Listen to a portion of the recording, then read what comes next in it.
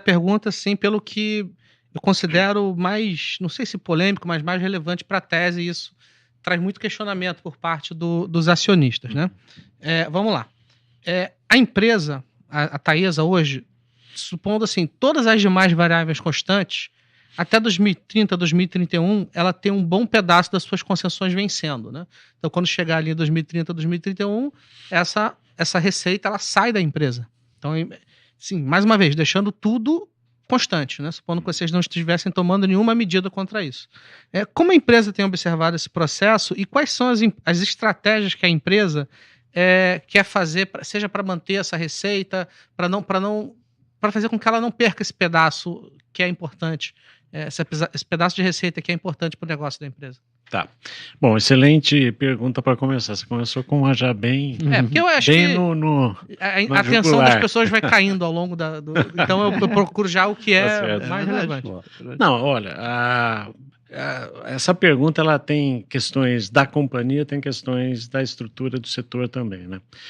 Então, por questões de contratos, né, de quando eles foram assinados, tem esse decaimento dos contratos, no nosso caso, a partir de 2030, passa a ser mais significativo, e a empresa ela tem já trabalhado no sentido de fazer algumas compensações com relação a isso, né? Então, foram investidos mais de 3,5 bilhões nos últimos 3 anos, nós temos 3 bilhões em andamento para que a gente consiga ter receita, a gente já acrescentou mais de 1 bilhão de receitas na companhia pelos investimentos, tem mais quase 500 milhões de receita por vir.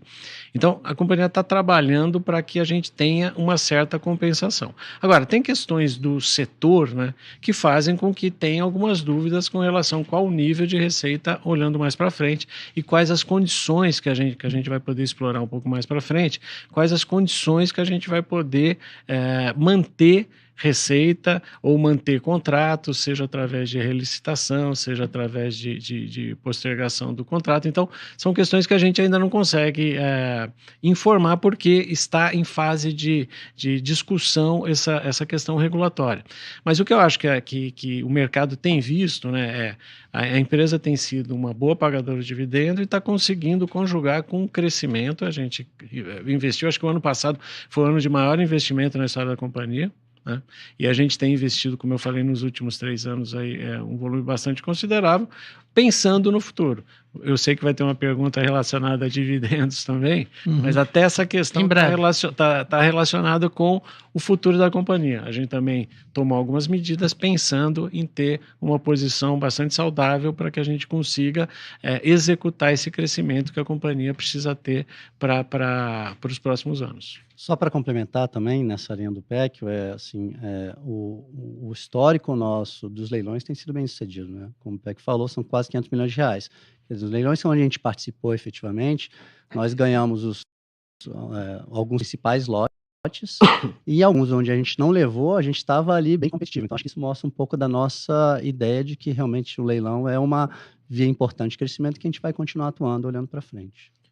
Posso pegar um gancho claro, nessa aí, Vitão? Porque nessa parte do leilão também é uma dúvida que o pessoal tem tido bastante. O último leilão, talvez um pouquinho diferente dos outros, porque pelo menos pareceu que os deságios foram até melhores, menos competitivos, eu diria, nesse último leilão. Foi até melhor para as empresas. Posso estar errado aqui, mas me corrija. Foi um pouquinho mais, foi abaixo da média. Mas nos outros, o que a gente estava vendo era que existia uma competição maior e, portanto, estava... Não sei se é essa palavra correta, mas estava mais difícil para a companhia conseguir trazer uma rentabilidade como se via no passado, em alguns outros leilões, alguns anos atrás. E aí até o pessoal ficou com muito essa dúvida do tipo, as concessões vão vencer a um espaço curto de tempo, teoricamente, comparado aos pares. Os leilões, de certa forma, estão mais competitivos, acabou não levando tantos lotes assim quanto o pessoal achou que poderia ser levado. Até a companhia falou, a gente só quer levar lote que te faça sentido, o que é verdade, correto. Mas eu queria até entender um pouco dessa visão de vocês para esses leilões de transmissão que vão vir nos próximos meses, anos, enfim. Como que está o posicionamento de vocês? E é necessário levar algum lote de forma rápida? Ou isso não está preocupando a companhia agora, nesse sentido? Tá. Deixa eu só fazer um adendo à pergunta. É a mesma pergunta, só vou fazer um adendo. A gente sempre fala nos nossos documentos que a avaliação da Taesa e de mais empresas de infraestrutura, ela tem uma relação inversa com o rendimento das notas do Tesouro Nacional, porque elas são bem similares. E hoje as notas do Tesouro estão chegando aí a 6,5. Então isso, em teoria, está pressionando não só os valuations, mas me dá a ideia também que os players interessados nos leilões pensam assim, cara, esse rendimento aqui está tão alto que, em NTN, que eu, se for para participar do leilão, eu vou participar com deságio bem baixinho. Vamos supor. Isso faz sentido? E você acha que esse é um dos fatores que está acabando por afetar a competitividade das empresas? Bom, complexo. Vamos ver se eu vou conseguir cobrir vários aspectos aí da pergunta. Né? Vamos por partes. A questão de competitividade dos leilões, eu acho que o setor, por ter tido tanto sucesso no modelo que foi implementado, né, de você fazer algo competitivo, atraindo empresas que possam fazer uma execução e que sejam empresas de tradição no setor, ele atraiu tanto interesse que começou a chamar a atenção de outras empresas, né? Com um perfil mais de construção, em alguns casos, com o perfil de ter uma construção e depois passar o investimento para frente, dado que ele considerava que tinha um retorno adequado, só que sempre fica espaço para as empresas tradicionais. Então, quando a gente fala de um projeto, né, para participar de um leilão, eu diria que é um exército que trabalha nisso. Então, a gente fica um pouco frustrado quando a gente ouve, né, falar assim, nossa, a empresa participou e o deságio foi muito alto, não levou, o deságio foi muito alto, será que ela está perdendo dinheiro? Eu diria assim que a empresa, sempre que ela participe e dá um lance, ela tem discussão de possibilidades de traçado do projeto, fontes de financiamento, discussões e negociações com fornecedores, ou seja, tem uma série de trabalhos que são feitos internamente que fazem com que a gente culmine a chegar no que a nossa ideia do que seria, né, um lance para ser feito no leilão. E, obviamente, a gente tem que passar pela discussão com o acionista sobre o retorno que é esperado daquela participação nossa. Então, depois de todas essas etapas serem cumpridas, aí nós vamos para o grande momento. Então, o que a gente diz é que tem algum espaço para você, no dia do leilão, nos lances de viva voz, você conseguir fazer algum tipo de ajuste. Né? Estou falando aqui, não é segredo de ninguém, é o que acontece na prática. Mas que, quando você não leva, você sabe que você chegou no teu limite. E se a gente não fez, não conseguiu levar, talvez tenha alguma premissa que algum outro levou e considerou diferente da gente, que é um outro ponto. Né? Não é só a taxa de retorno, mas pode ser uma premissa.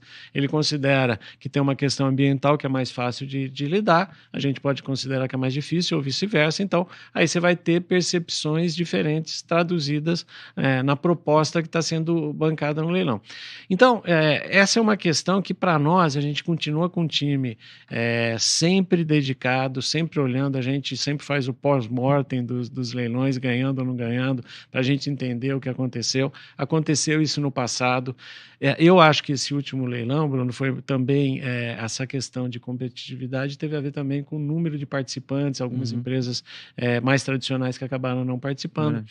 E tem um outro ponto que eu sempre comento, que você precisa ver um mix de capex dos leilões, né? Quando você vai fazer um investimento, né, e traduzindo um pouco, né, quando você vai fazer um investimento, né, num leilão, você pode investir mais em linha ou mais em equipamentos. Dependendo dessa relação, você tem mais espaço para algumas negociações, né, que você faz com grandes fornecedores, e quando tem mais linha, você tem um pouco menos de possibilidade. Isso também se traduz nos deságios aí. Então, quando a gente compara deságio, né, na verdade é um trabalho bem complexo, e eu admiro até vocês com muito menos informação conseguirem fazer algumas inferências aí, porque tem muitos detalhes, né, que vão por trás da estratégia até você conseguir fazer um leilão.